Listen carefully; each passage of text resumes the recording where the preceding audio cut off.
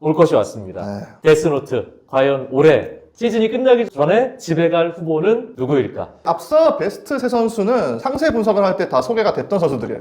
날로 먹은 거예요. 진짜 저는 한 명도 없습니다. 저는 첫 타자 누굽니까? 첫 번째 첫 타자 레이스입니다. 롯데인 줄 알았죠? 삼성입니다.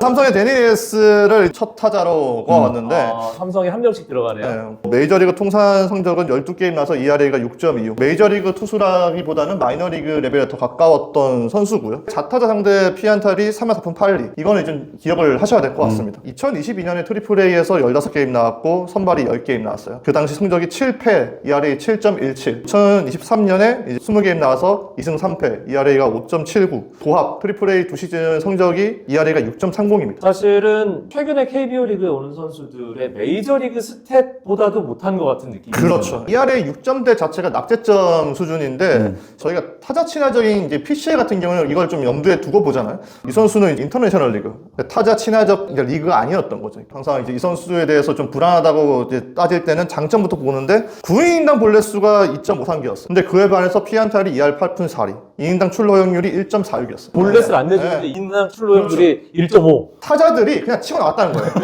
커맨드가 그만큼 좀 불안했다는 그렇죠. 얘기죠. 또 레이스의 구위가 그렇게 강력하지 않다는 것을 유추를 할 수가 있는데 실제로 메이저리그에서 레이스의 포심의 평균 구속이 148.2km죠. KBO 리그에서는 상당히 좀 준수하게 볼 수 있는 수준이지만은 선발로 나온 경기를 계산을 해보니까는 147km, 그리고 가장 최근에 나왔던 트리플 A 선발 등판을 찾아보니까는 145.8km. 점점 떨어집니다. 그렇다면은 받쳐줘야 될 구종들이 있어야 됩니다. 그렇죠. 보조 구종이 있어야 되고.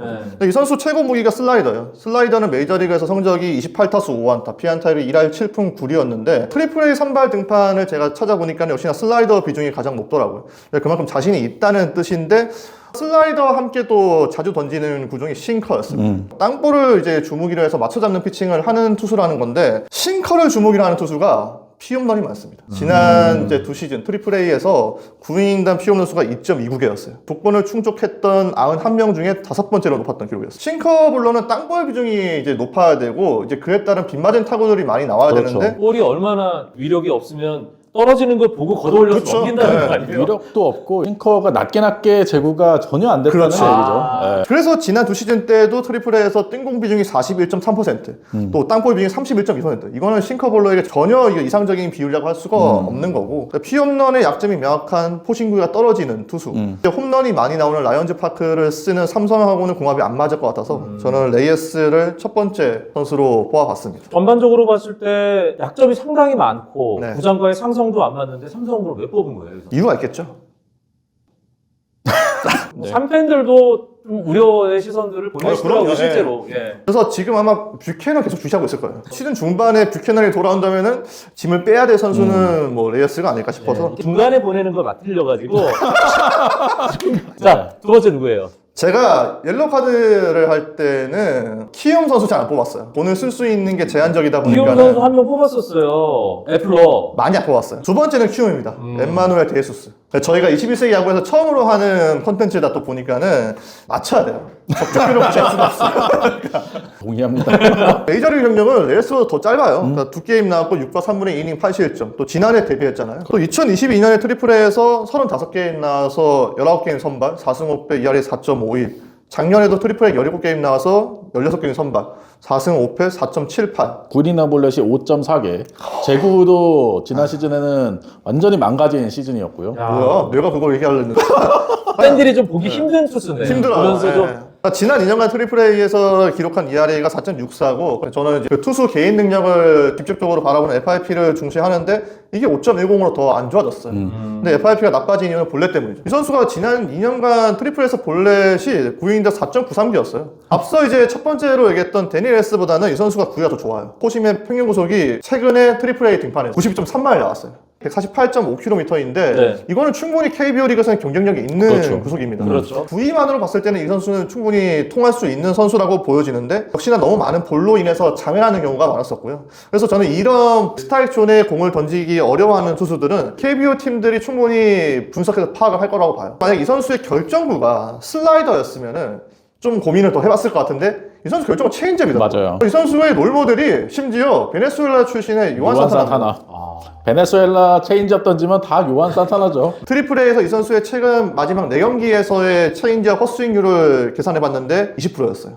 이거는 체인지업이 결정으로서의 역할을 제대로 하지 못한다라는 것을 이제 의미를 하는 거고요. 물론 뭐 이제 구위가 좋아서 ABS를 이제 도입을 하게 되면은 도움을 받을 수 있을지는 이제 지켜봐야 되는데 그 정도의 재구를 갖췄는가 의심쩍어가지고 이 선수를 선정해봤습니다. KBO 리그는 뭐 스탯을 좀 관심 있게 지켜보신 분들은 아시겠지만 타석당 투구수 장위권에 있는 선수를 보면은 진짜 투수들이 질리도록 공을 보잖아요. 지독해요. 그러면은 이 선수도 이제 어느 정도 로케이션 커맨드가 이루어져서 이제 엣지 피칭이라고 하잖아요. 그러니까 가장자리 이 코너웍이 돼야 되는데 코너웍을 할 만한 수준의 제구가 동반이 될까? 코너업을 할 만한 수준이 되면 9인인가 볼넷에서 5개를 안 주지. 그렇죠. 당연히 그랬어. 일단은 데이소스는 조금 불안하다고 봐서 두 번째 선수로 한번 선정을 해봤습니다. 네, 제가 LG의 디트리겐스 베스트로 뽑을 때 또 강점으로 봤던 것이 하이 페스트볼과 낮게 던지는 좋아요, 공들이 또 잘 이루어지기 때문에 베스트로 놓은 거거든요. 하지만 이 선수는 이제 높낮이 피칭이 잘 안 되다 보니까 아무래도 좀 높은 평가를 받기가 어려웠죠. 살생부의 첫 줄에 올라간 삼성 살생부라고 표현하면 좀 약간 데스노트가 하속하면 살생부지 뭐. 한 명 더 레이에스가 있잖아요. 그러니까 고민을 진짜 많이 했습니다. 그러니까 왜냐면 제가 그 빅터 레이스를 소개를 할 때 굉장히 좀 안 좋은 쪽으로 얘기를 하다 보니까는 이미 커뮤니티에서는 이창섭이 빅터 레이스를 굉장히 불안해한다. 이렇게 많이 이제 전망을 하더라고요. 그래서 그 이름이 나오는 거예요? 안 나옵니다. 네? 안 나옵니다. 안 나와요. 네. 저는 세 번째는 맷 데이비슨입니다. NC 다이노스. 삼성하고 NC는 외국인 선수를 다 바꿨잖아요. 네. 이러면 예측 불가능성이 훨씬 커지는 거예요. 그렇죠. 맞아요. 네. 시즌 전망에 대해서. 맷 데이비스는 사실 빅터 레이스 못지않게 잘 아는 선수예요. 유망주 때부터 기대를 많이 받았죠. 2009년 드래프트 때 전체 35순위였었고 화이트삭스 데뷔해가지고 2017년에 26개 홈런 쳤고 2018년에 20개 홈런 치면서 이게 같은 기간에 팀 내 2위 기록이었어요. 호세 아브레오만이 이제 이 선수보다 더 많이 홈런을 쳤던 타자인데 타워에서는 의심할 여지가 없는 선수라는 거죠. 2022년에 트리플 A에서도 이 선수가 86게임이 나왔는데 홈런이 32개였습니다. PCL이라고 하더라도 타율이 3할 2푼이었고 OPS가 1.058이었어요. 그리고 작년에 일본 리그 넘어갔잖아요. 112경기 나와가지고 홈런 19개 쳤습니다. 이게 센트럴 리그 9위에 해당하는 기록이었어요. 앞서 뭐 맥키넘 나왔지만 맥키넘보다 훨씬 더 파워에서는 장점이 있는 선수가 맷 데이비슨인데 문제는 너무 극단적으로 치우친 스타일이 아닙니다. 너무 파워만 앞세우는 그렇죠. 스타일. 지난해 일본에서의 타율이 2할 1푼이었습니다. 이게 300타석 이상 들어선 센트럴 리그 타자 42명 중에 세 번째로 나쁜 기록이었어요. 출루율이 2할 7푼 3리였습니다. 이건 볼 못 고른다는 거죠. 123진 당했는데 볼넷이 22개밖에 안 됐어요. 원래 공갈포 선수들은 삼진은 많이 당하고 홈런이 많더라도 볼넷을 많이 얻어내줘야 근데 이 생산력이 정도 나오거든요. 볼삼이면 홈런 최소 40개는 쳐야 돼요. 그렇죠. 네. 애덤 던져. 맞아요. 역시 옛날 분. 요즘에는 이제 카일 슈아버 얘기를 하는데 맥스먼이라든지 애덤덩이 나옵니다. 내가 중계했거든. 2002년에. 그때 제 옆에 차명성 해설위원이 있었어요. 저희는 아무래도 기록을 기반으로 이 선수들 예측을 하다 보니까는 숫자로 많이 보잖아요. 숫자에서 이 선수의 약점이 너무 명확하게 보여요. 그러니까 일본 리그에서 지난해 또 아웃존 스윙률을 제가 보니까는 33.3%였어요. 그러니까 높은 축에 속했던 거고 아웃존 공의 컨택트율도 46.2%. 센트럴 리그 최하위였습니다. 그러다 보니까 헛스윙률이 35.1%로 가장 높았었는데 이거는 이제 투수 입장에서는 어떻게 상대를 해야 되는지 마치 정답지를 좀 알려주는 것하고 비슷하죠. 그렇다고 뭐 냉정하게 이 선수가 유인구를 참아가지고 볼을 골라내는 스타일도 아니었는데 타석당 볼넷률도 5.8%. 굉장히 낮은 수치였습니다. 그 얼마 전에 롯데에 왔다가 지금 맷 데이비스 설명하는데 계속 뒤집고 그랬어요. 저는 아닙니다. 저는 지난해 엘과드에서 얘기했던 오그레이드.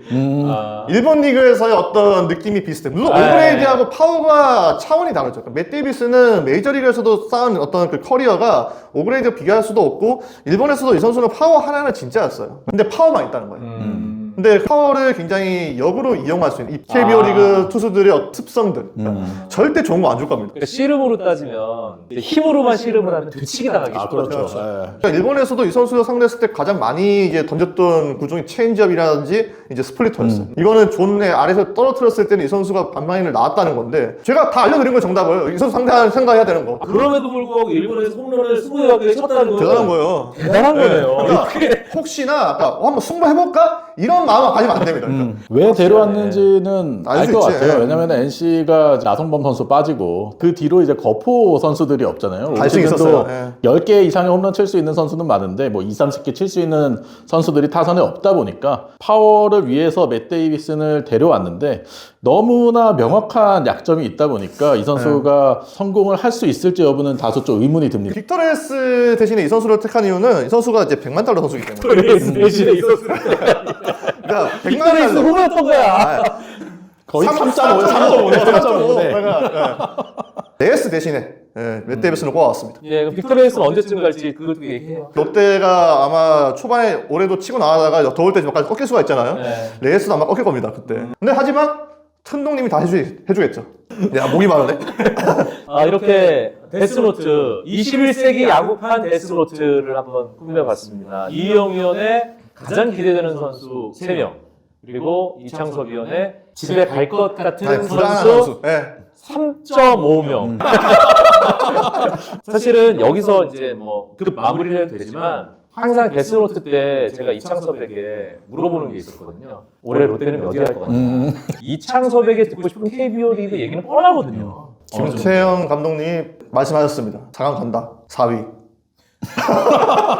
아, 우리가 이제 외국인 선수 관련된 그 이야기를 네. 하다 보니까 KBO 리그 새 얼굴이 13명이고 경험을 했던 선수가 17명입니다. 총 30명의 선수가 이제 3월 23일부터 시작하는 KBO 리그 2024 시즌 준비하고 있는데 마지막에 이런 질문 한번 들어보면 어떨까 싶어요. 이 외국인 선수 능력치의 이 총합이 가장 좋은 팀과 가장 아쉬운 팀, 딱 한 팀씩만 두 분이 꼽고. 전 삼성입니다. 외국인 선수 구성이 제일 좋은 팀. 아, 그래요? 네. 데닐 레이스가 있는데. 있는데 앞에 두 명이 너무 좋아요. 저 코너시볼드를 이제 짧게 소개를 해드리면은 지난 2년간의 트리플 A 성적을 좀 많이 찾아봤어요. 9승 4패 2할이 4.42였는데 25게임이 나오는 트리플 A 이제 지난 2년간의 투수들이 91명인데 FIP가 2위였어요. 1위가 이제 브루스 짐머맨, 볼티모어 이제 선발이잖아요. 3.32였고 시볼드가 3.52였어요. 그러니까 이 선수가 지금 리그 어떤 불리함이 있긴 하지만은 트리플 A 통틀어서 FIP에서 이제 3.52가 2등이다. 근데 시볼드가 탈삼진 볼넷 비율이 4.63으로 1위였어요. KBO 리그를 이제 쇼케이스로 삼을 수 있다는 게 제2의 패디가 될 선수 뽑으면은 몇몇 선수들을 통해서 증명이 됐잖아요. 메릴 켈리, 크리스 플렉센, 그렇죠. 또 에릭 패디 뭐 이런 선수들 나오면서 저는 바톤 이어받은 선수 3명 뽑으면은 이제 시볼드입니다. 그래서 저는 삼성의 구성은 데니 레이스가 조금 불안하다고 하더라도 이 두 명의 상수가 너무 큰 상수가 될 수 있다. 이거는 그러니까. 이창섭은 삼성을 픽했고요. 이영 위원. 제가 생각하는 가장 잘 구성한 팀은 LG입니다. 새로운 외국인 선수는 딱 한 명밖에 없지만 이 기존의 두 명의 선수가 이미 KBO 리그에서 확실하게 에이스급 투수의 역할을 해줬고 지난 시즌 오스틴도 중심 타자로서 좋은 역할을 해줬고요. 저는 그 두 명의 선수에다가 디트겐스라는 또 켈리와 비교될 수 있는 좌투수의 강력한 구위를 가진 선수가 합류를 했기 때문에 밸런스도 좋고 선발 로테이션에서 김윤식 선수 제외하면 이제 좌투수가 없었잖아요. 그렇죠. 그런 면에 있어서도 보강이 된다라고 생각을 해서 LG가 구성을 참 잘했다라고 생각합니다. 롯데 몇 등이에요? 롯데요? 네. 롯데 한 6위라고 6위? 생각합니다. 진짜 불쾌하네. 자, 구성 제일 안 좋은 팀은 어딘가? 저는 마산 MBC에서 방송도 하지만 NC가 제일 불안하다. 저도. 네. 저도 NC입니다. 거기서는 카스타노와 카이라트에 대해서 좋은 얘기만 했는데 뭐야? 이랬저랬 저랬다 하고 있어. 일단 그 두 명의 선수가 에릭 패디의 공백을 메우기는 역부족이라고 그치. 생각을 하고요. 패디가 워낙 강력했기 때문에. 네. 그리고 그 두 명의 선수가 좌투수인데다가 스타일이 너무 또 비슷해요. 구위도 비슷하고 던지는 구종도 비슷하다 보니까 두 선수가 뭔가 시너지 효과를 내기가 너무 좀 어려울 거다라는 생각이 들고요. 맷 데이비스는 앞서 이창석 기자가 잘 얘기해줬지만 약점이 너무 명확한 선수이기 때문에 불안 요소가 가장 많은 팀이 아닌가. 그러니까 카이라트와 카스타노는 이제 변형 페스티벌을 통해서 이제 피칭을 하는 선수인데 앞서 얘기했던 대로 이제 스타일이 좀 비슷하고 또 카스타노는 아픕니다 많이. 부상 이력이 많은 선수를 데려오면은 이 선수는 좀 구위로서 뭔가 좀 에이스 스타프는 있어야 돼요. 그러니까 윌크로처럼 이렇게. 근데 이 선수는 그런 스타일도 아니고 굉장히 좀 이제 평범하게 가줘야 되는 선수인데 지금 NC는 다 그런 선수밖에 없어요. 저도 외국인 선수 구성이 가장 좀 불안한 선수 팀은 이제 NC라고 봤었고요. 수요일마다 창원관대 괜찮겠어요? 안 보길 바라야죠. 롯데는 이희영 위원은 외국인 선수 구색이 6위 정도 된다. 이창섭. 저는 오해하겠습니다. 6위 아래라는 얘기야. 제가 이창섭이랑 방송 진짜 오래 했거든요. 올해 이창섭과 방송한 지 10년째 되는 해입니다. 오. 네, 이창섭이 지금 이렇게 방송할 수 있는데 제 생각엔 조심스럽지만 제 지금 그냥 21.9%. 80%예요, 80%. 근데 이창섭이 이렇게 롯데에 대해서 자신감 없이 얘기하는 건 올해가 처음이에요.